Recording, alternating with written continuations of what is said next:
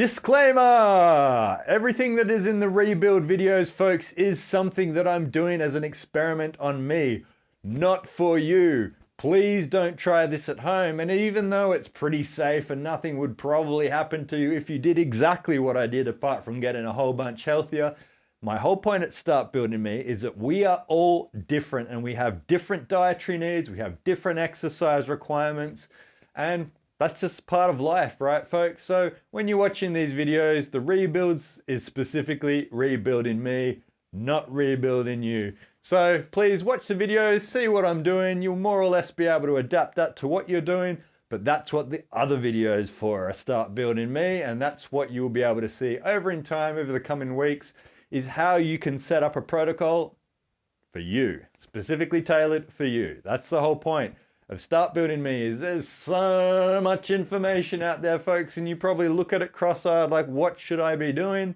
What should I be eating? This is the purpose of it. We're going to find that out, but that's not what Rebuild's about. Rebuild is just about, you can watch me from a day to day to see me going through my trials and tribulations of diet and exercise, and maybe start piecing together what it's all about and how simple it actually is if you want to change your life forever, and I really mean that.